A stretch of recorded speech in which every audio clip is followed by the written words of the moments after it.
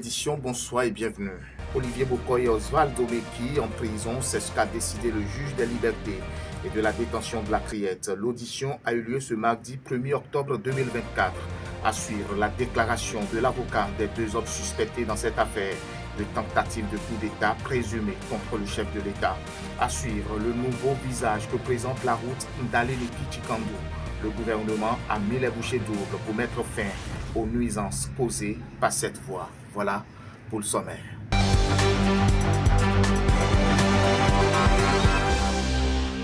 On ouvre cette édition par les grandes décisions issues du Conseil des ministres de ce mercredi 2 octobre 2024. Plusieurs décisions ont été prises. Entre autres décisions, nous avons la transmission à l'Assemblée nationale pour autorisation de ratification de l'accord d'établissement du Global Green Growth Institute, la création de l'Académie logistique de Ouidah et approbation des statuts, la convocation du corps électoral le dimanche 5 janvier 2025 en ce qui concerne bien évidemment les élections des membres de l'Assemblée consulaire de la Chambre de commerce et d'industrie du Bénin au titre de la mandature 2025-2030.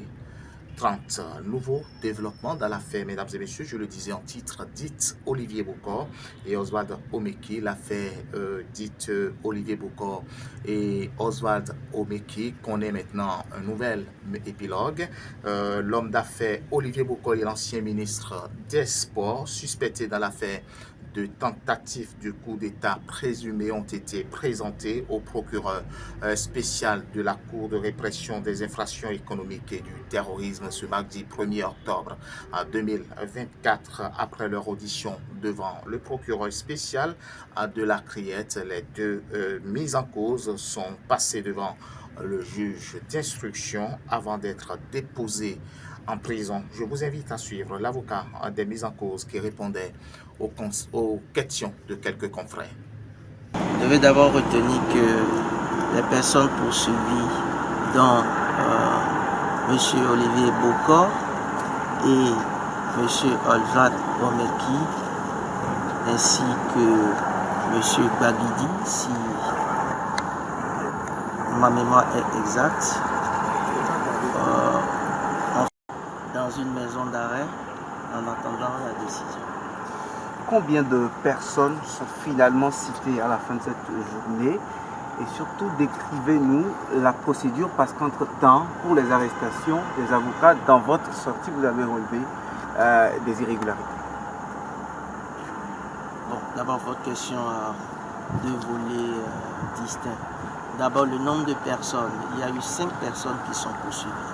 Et il faut retenir que de façon schématique, 3 ont fait l'objet de mandats de dépôt et les 2 autres sont poursuivis sous contrôle judiciaire. Techniquement, ça signifie qu'ils bénéficient d'une poursuite sans mandat, mais avec une liberté relativement restreinte.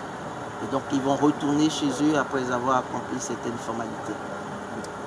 Oui, la procédure aujourd'hui, elle a été respectée comparativement aux arrestations? Oui, la procédure a été respectée. Vous savez, les faits sont criminels. Et quand les faits sont criminels, la loi exige que l'instruction préparatoire est obligatoire. C'est-à-dire, un juge d'instruction doit connaître des faits et pousser les investigations avant qu'une juridiction, au fond, ne soit saisie. Et donc, pour ce faire, il faut un réquisitoire introductif qui est délivré par le procureur de la République ou le procureur spécial en l'espèce. Et donc, c'est sur cette réquisition ou c'est cette réquisition qui saisit le juge d'instruction. Donc, ce qui s'est passé ce matin a été exact. Il faut aussi noter que le procureur spécial nous a accordé un bon moment pour que nous puissions prendre connaissance du dossier. Quand il nous a appelés, on lui avait dit et que nous n'étions pas prêts, il nous a également accordé du temps. Donc, quand ça ne va pas, il faut le dire, mais quand ça va, également, il faut le dire.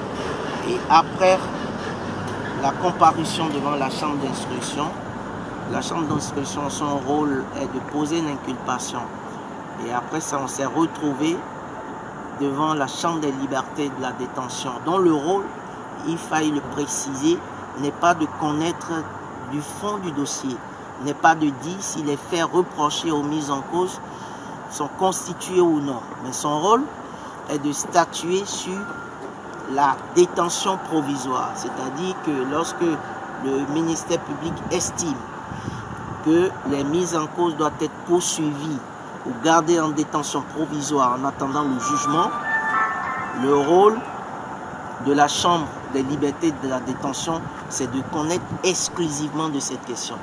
Et donc c'est ce qui s'est passé. Nous avons passé les 3 étapes, la présentation devant le parquet spécial, la comparution devant la Chambre d'instruction, et puis nous avons fini ce soir devant la Chambre des libertés. Vos clients ont nié les faits et vous êtes visiblement satisfait. Est-ce que c'est la vraie conclusion quand je la tire comme ça? Qui vous a dit qu'ils ont nié? Les mots en droit, ils ont un sens précis. Vous niez ce que vous aviez fait. Il n'y a pas eu de négation, mais il y a eu la non-reconnaissance. Je tiens à préciser qu'il ne s'est pas agi aujourd'hui, ce soir, de la pertinence ou non des infractions retenues contre les mises en cause. Il s'est agi exclusivement de trancher la question de savoir est-ce qu'il faut les poursuivre sans ou avec mandat. Et donc la Chambre des libertés de la détention ne tranche pas le fond du litige. Cependant, évidemment, pour pouvoir poursuivre quelqu'un, il faut qu'il y ait ce qu'on appelle, pour pouvoir apprécier d'abord s'il faut poursuivre, et en plus s'il faut poursuivre avec mandat, il faut qu'il y ait une certaine charge.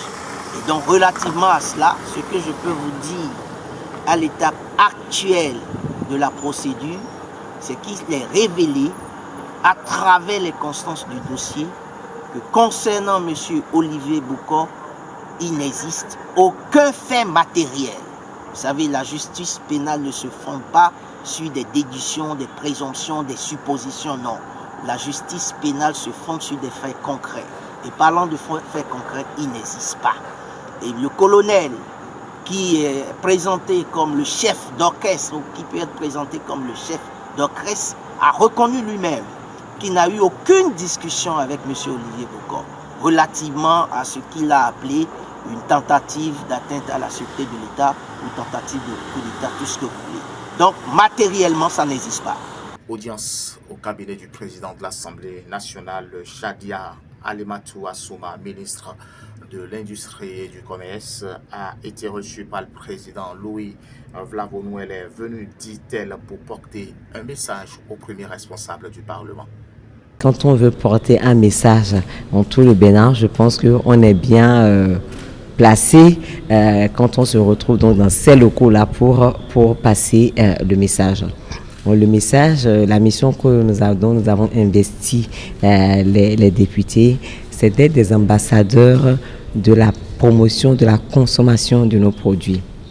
Que le message, que pendant leur dialogue avec leurs mandants, pendant leur causerie avec leurs mandants au contact de la population, qu'ils puissent donc pouvoir passer cette fibre patriotique à travers donc la consommation de nos produits locaux.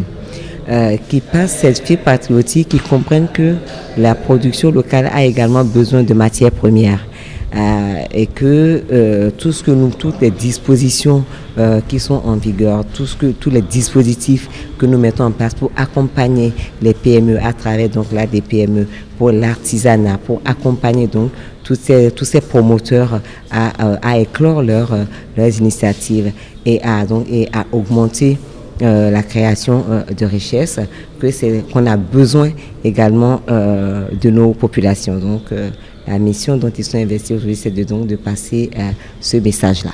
Et donc c'est fort de cette préoccupation-là que les députés à l'Assemblée ont régulièrement demandé à être associés, à être impliqués. Et donc c'est ce rôle, c'est ce cahier des charges, cette mission, plutôt que nous venons leur confier à travers cette audience-là. Parmi les autres du président Louis Vlavonou figure Roland Ribou, président du Conseil des investisseurs privés au Bénin. Le président de la CIPB a présenté à la première autorité de l'Assemblée nationale les dernières initiatives prises par son organisation. Déjà, il a été question d'aller se présenter d'aller présenter les nouveaux membres élus au président de l'Assemblée nationale. Et ensuite, nous avons abordé le plan d'action du nouveau bureau. Notre plan d'action repose sur plusieurs axes. Le premier axe, c'est déjà la professionnalisation de la gestion du réseau. L'initiation de formations de qualité pour le personnel parlementaire afin d'apporter l'appui technique nécessaire aux élus. Et puis ensuite, nous voulons faire une coopération avec les autres parlements. Entendez par là une ouverture vers les autres parlements. Et l'autre axe, c'est de faire une action intégrée des différents types de formations au niveau de l'administration parlementaire. Et d'ailleurs, le président de l'Assemblée nationale est également dans cette vision. Donc, avec le président, on était en parfait accord. Je lui ai expliqué les récents développements de nos activités qui portent beaucoup sur les questions de motivation, d'attitude à l'égard du travail dans l'entreprise d'administration, conscience professionnelle et autres. Donc on a fait un petit livre que je lui ai remis. Et je me suis aperçu que l'Assemblée nationale était passionnée par ce sujet, en particulier des questions d'éducation civique et morale. J'ai parlé aussi de la malnutrition infantile, qui est aussi un autre sujet qui intéresse le CIPB, puisque nous devons améliorer nos statistiques. Pratiquement un tiers des enfants sont malnutris. Donc je pense que nous avons déjà une bonne collaboration avec l'Assemblée nationale sur le budget de l'État, puisque tous les ans nous venons avec le patronat et la Chambre de commerce discuter du nouveau budget. Mais là maintenant, je vois que nous avons des sujets sur lesquels on pourrait également coopérer. Parlons de la réhabilitation de la route Ndalé-Niki-Chikando. Cette voie relie le Bénin au Nigeria, au Togo et d'autres pays de la sous-région longue de 77 km. Cette route, grâce à l'action forte du gouvernement, facilite désormais les échanges commerciaux sur le plan national. Une voie, faut-il rappeler, plongée autrefois dans un état de dégradation avancée qui rend difficile la libre circulation des personnes et des biens. Reportage Bérangère Boléa. Le gouvernement continue de poser des actions très fortes. Voici désormais le visage que présente la route Ndali-Niki-Chikando. Le gouvernement de Patrice Talon a décidé de la réhabilitation de cette infrastructure qui joue un rôle important d'intégration régionale. Je ne sais même pas comment expliquer l'état de la voie, parce que c'était trouvé de part et d'autre. Si vous voulez vous croiser comme ça, là, vraiment, c'est tellement difficile. À cause des trous de part et d'autre, là. Non, la voie là était tellement gâtée, complètement détruite. Donc maintenant, avec l'état de la voie, je tiens à remercier le gouvernement pour ce travail abattu, du fond de cœur. Une infrastructure majeure de plus de 77 km qui facilite désormais les échanges commerciaux au Bénin et avec les autres pays voisins. L'année passée, pour voyager, tu as peur même parce qu'il y a des trous partout. Maintenant, vraiment, tu peux circuler comme tu veux, 24 heures sur 24 heures, sans problème. C'est un itinéraire en 2 sessions, mais on a ça en un lot.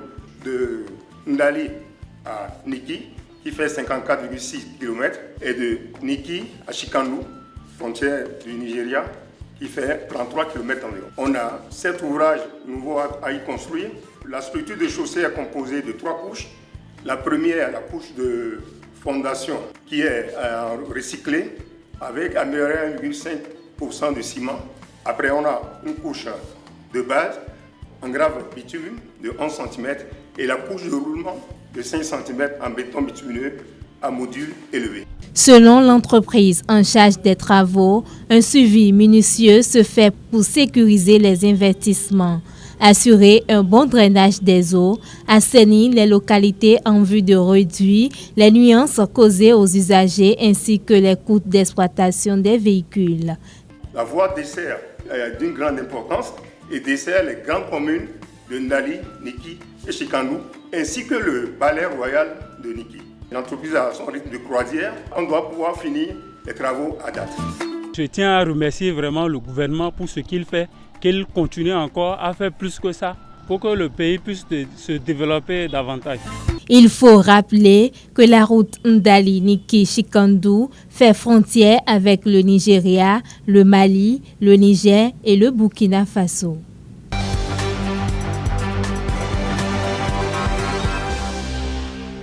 En interactualité, l'armée israélienne mène des opérations limitées au sol dans le sud du Liban et continue de bombarder le pays. Tard ce lundi au mardi matin, Tsahal a ordonné aux habitants de plusieurs quartiers de la banlieue de Beyrouth d'évacuer. De son côté, l'armée libanaise repositionne ses troupes. Reportage de nos confrères de France 24.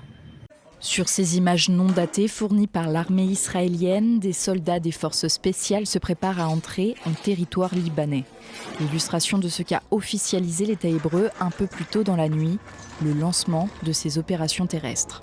Je dirais que nous avons le grand privilège d'écrire l'histoire, comme nous l'avons fait à Gaza, et de faire de même ici, dans le Nord. Nous avons commencé par une opération plus discrète et aujourd'hui nous allons entamer une manœuvre plus importante et ramener les habitants du Nord chez eux, en toute sécurité.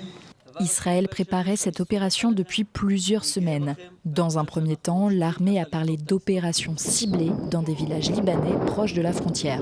Ce mardi matin, elle faisait état de violents combats avec le Hezbollah. Son objectif, détruire le commandement et les infrastructures du Hezbollah et garantir le retour chez eux des 68 000 déplacés du nord d'Israël. Parallèlement, les campagnes de bombardement se poursuivent au Liban. À Saïda, dans le sud du pays, un camp palestinien a été frappé. Le raid aurait visé le dirigeant d'une branche libanaise de l'aile armée du mouvement palestinien Fatah. Sa présence dans le bâtiment n'a pour le moment pas été confirmée. Ce sont des criminels. Ils ne tuent pas des gens brandissant des armes et des fusils, ils tuent des civils. Ils ont toujours été des criminels. Plusieurs frappes sur le sud de Beyrouth ont également eu lieu au cours de la nuit. Lundi, le Hezbollah s'était dit prêt à affronter l'armée israélienne en cas d'opération terrestre. Ce mardi, il annonce de nouveaux tirs d'artillerie vers le territoire israélien. Retrouvez ce journal sur l'ensemble de nos plateformes digitales, sur le site YouTube et Facebook et puis sur la page TikTok en tapant juste Soleil Levant. Très bonne suite des programmes.